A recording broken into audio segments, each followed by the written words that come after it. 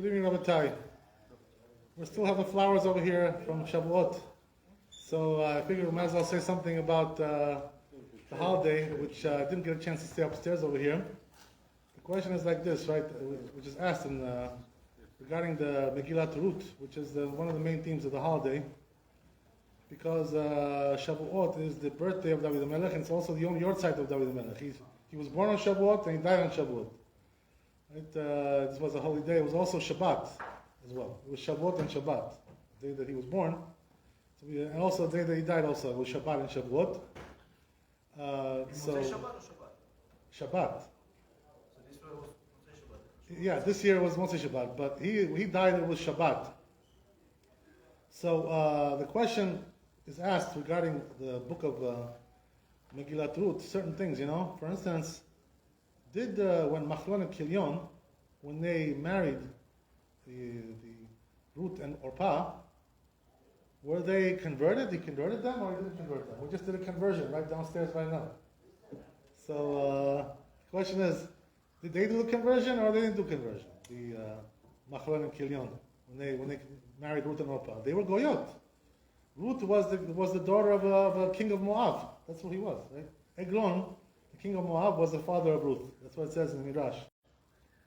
So she was a goya, of course, and also Orpah, right? She was also goya. Both of them goyot. So now, anybody have an idea? By the way, what happened over there? Did they convert them or not? Was there a conversion or what? They married chickses? What? Can you imagine them? They married chickses? The truth is, it's very hard to imagine that. Why is that? Because it says in the Gemara that the reason it says that Elimelech and Machlon and Kilion, they were Gedolei Ador. They were all in Gedolei Ador. Mechila, Modish, Echla. קדצים הגדיס, איך להרגע כדות להרגע. הרגע. מחילה. ספדרוס. So as we said, right, that Machlon and Kilion and Elimelech, the father, were Gedolei Ador. So what does that mean? Can you imagine? They were like Rav Vadia, Rav Moshe Feinstein, people like this, Anakim, great people of the generation. Can you imagine that Rav Vadia, he would marry a woman who was not Jewish, not converted, somebody like that? Right? You can't even imagine something like that, right? It doesn't make any sense. So for sure, it can't be that they married goyot, these people. They were holy people. So if they were holy, by the way, why did they die? If they were so holy, what was their sin? That's the question also. What was the sin of Machlon and Kilion and Elimelech? So it says in the Gemara, the sin was very simple. They left Eretz Israel. This is the reason why they died. Let me ask you a question. Does it say anywhere in the Shulchan Aruch that a person, or in the Rambam, a person who leaves Eretz Israel is chayav mitah? He's liable to death on that? Shem Menachem, right? A lot of us would be lo aleinu. We wouldn't be alive today if that's the case. He's liable to death if he leaves Eretz Israel. So then why did they die because of that? So it says the Gemara, because they were Gedolei Ador, and more was expected from them. They were judged on a higher standard because they were Gedolei Ador. HaKadosh Baruch Hu nichnas letzadikim, tzadikav, ad chut hasera. You know what that means? That he judges the tzadikim very, very precisely. He doesn't allow them to do any deviation from the halakha. So what was the sin? There was a moral sin that they left Eretz Israel. What was the moral sin? The moral sin was that there was a famine going on, and they had money. They were a rich family, wealthy family, tycoons. So they could have supported the generation, and taken them out of poverty. Instead, what did they do? They ran off, to save their own wealth. This was a terrible thing. They left Eretz Israel because of that. So therefore, Kadosh Baruch Hu said, you know what you deserve? You deserve to die. You don't even deserve to live. You're the leader of the generation, oy vavoy, on a generation which has leaders like you. What kind of thing is that? What kind of leader are you? This is the way you lead your people. So what happened was that they died because of that sin. But now the question is like this, right? What about the sin did they convert them or not? So the truth is that, as we said, right, it doesn't make any sense to say they didn't convert them. They were Gedolei Ador. What, they married chickses? They bought Puerto Rican girls to marry, from 108? What happened? What occurred over here? And also, the other way around as well. If you say that they converted them, it also doesn't make any sense. You know why? Because then why did Ruth have to come back to Eretz Israel and convert again? If she was already converted. You know, so what was the whole thing there? Orpah, what happened in the end? Orpah left. You know, she decided to go back to her wicked ways, right? To her goyish ways. She became a zonah, became a prostitute. Why? You know, Orpah. And Ruth decided, I'm going to come with you, to Eretz Israel and be a Jew. What do you mean you're going to be a Jew? You already converted. What are you going to be a Jew? Now you're going to convert again?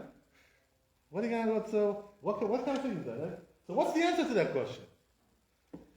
They converted or they didn't convert? What happened over there? So Maran Rabbi, he told us a very nice answer regarding this. Heard this from his own mouth. The answer was that he said that they did convert them, but they didn't convert them. Yes and no. Both. Can you imagine? Oridu. Kitstaras. How did that work out such a thing like that, right? So they did a conversion, but the conversion was not so kosher. Not black kosher, like we talked about downstairs, right? Anything. It wasn't black kosher. The conversion. So what kind of conversion was it? What, reform? They did a reform conversion? What kind of conversion did they do? So the truth is, that they went to Moab. In Moab, this is not like Paris, Moab. There's no Jews over there. There's no Bet Din, nothing. No Jews in Moab. So they were the only Jewish family that lived there. Nobody else was there besides them. There was no community, there was no minyan, there was no Bet Din, there was no posek, there was nothing over there. So what happened was, they said, you know what? We'll do the Bet Din, So who was the Bet Din? Elimelech, Machlon, and Kilion. They were the Bet Din.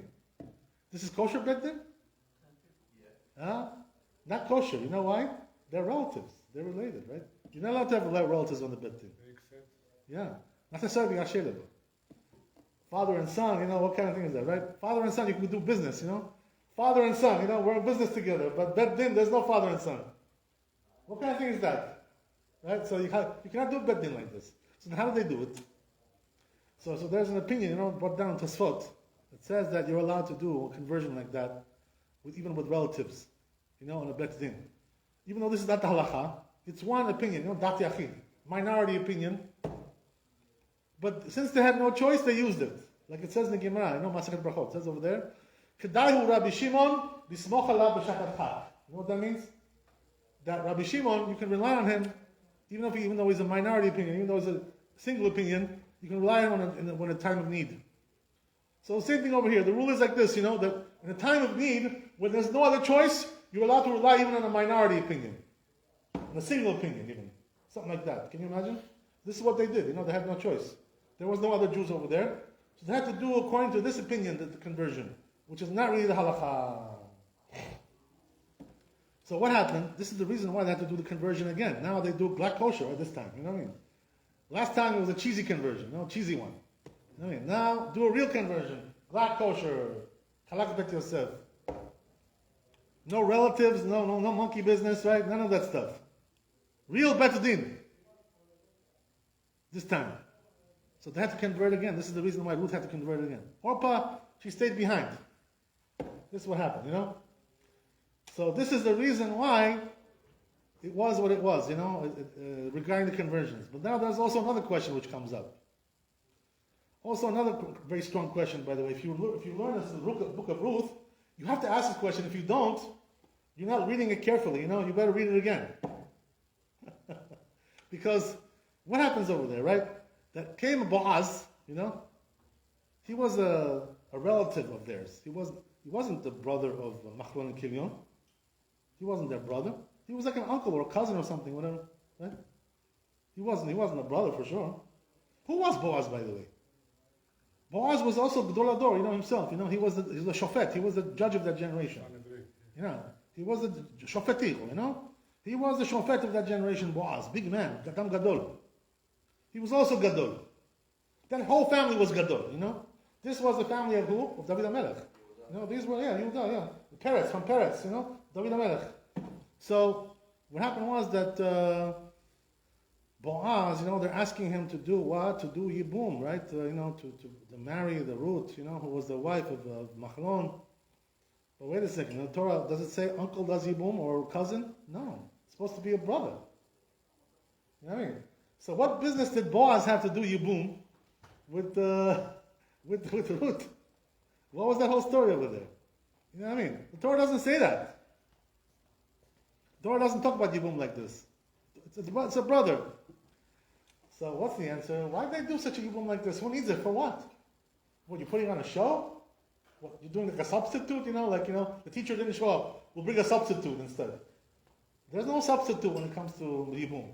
Either he's a brother or he's not a brother. One or the other, right? You cannot go both ways. Maybe it's from Hashem. From Hashem. But what? The Torah is from Hashem, right? So we have to go according to the Torah, That's all we have. What else do we have, Yeah. What else do we have? Maybe they were Huh? Maybe they were also dog. They were, but Yibum is brother, you know what I mean? Brother is brother, You have a brother, everybody has a brother. Right. Yeah, that's your brother, and there's no other brother. You can't replace your brother with somebody else, you know what I mean? There's no replacement for brothers. So what's the answer? So the answer is like this, you should know. That you can find this answer in the Zohar Kadosh, Remez, B'derech Remez, like illusion. What does it say in the Zohar Kadosh? It says in the Zohar Kadosh, the reason why they do Yibum. What's the reason why we do Yibum? What's the reason for it? What does it accomplish? So, it says in the Zohar Kadosh, the whole purpose is to bring the soul of the deceased, the brother that died, back in the Gilgul, he should come back again. Why? Because he wasn't Zohar to have children, so he didn't finish his tikkun, He didn't have children, he was childless, he was barren, he had no children. Maybe he didn't try, maybe he didn't try really hard enough. He was lazy, he was complacent. He wasn't trying to do the mitzvah properly. So what happened was that somehow he died, he didn't do the mitzvah, so we have to bring him back in the Gilgul, why? To fix up his sin, make a tikkun. This is the whole thing, of the Yibum. The Yibum, what it does is it brings back the soul of the brother that died. This is what happens. So now, once you understand that, so you know what? In those days, they had a tradition, they had a masoret about this. That you could also do this kind of mitzvah, also if it's not the brother. Even though it's not really technically it's not called Yibum. It's not Yibum. It's just a regular marriage. You know what I mean? But nevertheless, because he's a relative, they had a masoret like this in those times, that even a relative like that could bring back the neshama of the deceased. This is something that we don't do today, Nobody does this today. In most cases today, by the way, they don't even do Yibum. With a brother, they don't do it. In most cases. Some people still do it, Like some Sephardi communities, they still do, like the Persians, The Persians, they do Yibum. Ashkenazim, they don't do Yibum today. There's different customs, about this. Different communities. So either way, right, what happens is that Yibum and marriage is not the same thing. You know what the difference is? There's a fundamental difference, by the way, between Yibum and marriage. When your brother, lo aleinu, right, if he dies, and he was left childless, so you have now mitzvah to do Yibum, you're his brother. So what happens is that, how do you do the Yibum? Do you do like ketubah, do you do a chuppah? No. That's not the way you do Yibum. You just go into the room with her and have relations with her. This is how you do Yibum. There's no chuppah for Yibum, She becomes your wife, but you don't do chuppah. You just have relations with her. That's how you acquire her. Nowadays, as we said, right, most people don't do Yibum, number one. Number two, if you do it, there's also an additional step you have to take. Rabbis added, additional step to make it look more like a marriage, as if it was a marriage, But the truth is that Yibum is a special kind of marriage in the sense that it doesn't require chuppah. Just biyah. Just go in and have relations with her. That's it, you're done. You can keep her, and you stay with her forever. Yeah. What if you have a wife already? So she's going to be your second wife, right? In those days, they had second wives. Today's the day we don't have that. This is one of the reasons why we don't do it, by the way, because of that problem. You can't do it. So the truth is that, technically speaking, we could do it, but, since we don't, the custom is not to take two wives. So therefore, we avoid it, So if the guy already has a wife, we disqualify him altogether. But if he has no wife, according to some Sephardi communities, he can still do Yibum. Yes, he can do it.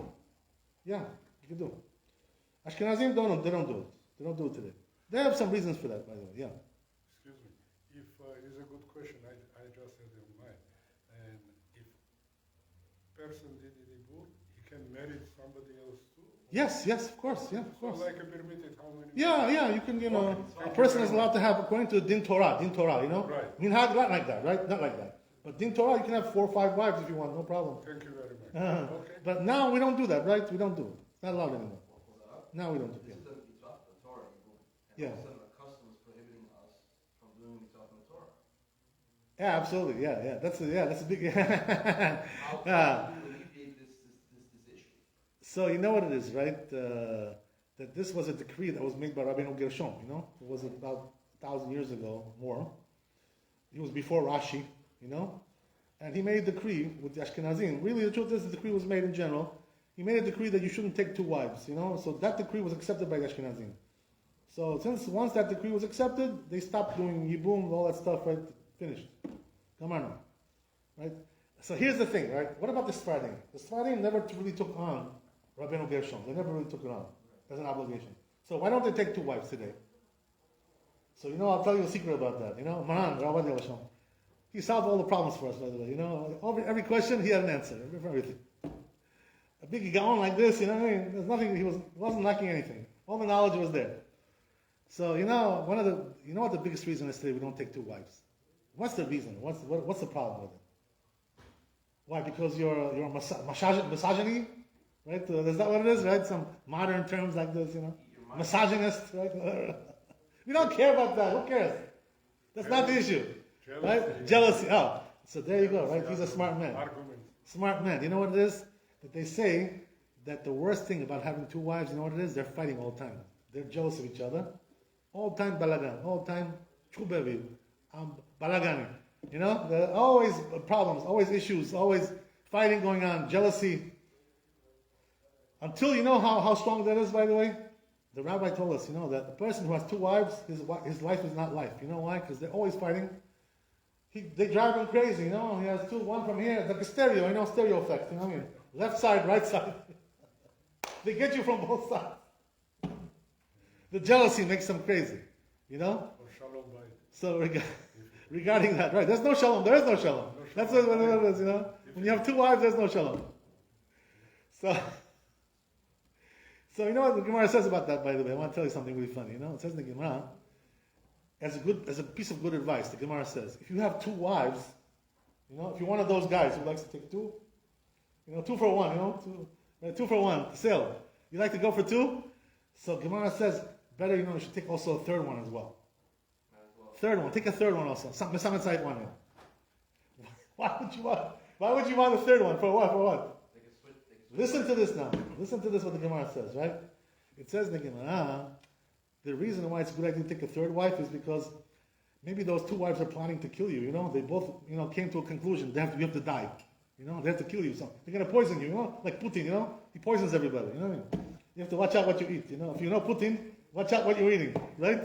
So what they do is, they may come to a conclusion, you have to die, you know? You're a bad boy. They all both agree now. They became friends, you know? You know? So, you know what the 3rd wife will do? She'll reveal the plot. That's why you need a 3rd wife, you know? The 3rd one will tell you. She'll warn you. Listen, these 2, I heard them, you know? They want to kill you. This is what it says in the Gemara. Okay? So, this is the amazing thing, right? About, regarding the issue of having 2 wives and 3 wives or whatever, all these things, right? So anyway, the point is like this, right? That they wanted to bring back the neshama of Machlon, you know? Ruth came. So that's why Boaz married her. But Boaz didn't do yibum with her. No, because he wasn't a brother. So what did he do? He married her like everybody else. You know, there's no yibum. There's no such a thing like that with a niece, you know, whatever, something like that. So that's the reason why Boaz has meant to marry her, not to do yibum with her. Not shayach, not relevant to do yibum. But here's the interesting thing, right? So I'll tell you one more thing. We'll stop. We have to do Arvit. Something amazing. You know, I heard from some big chachamim, some important chachamim.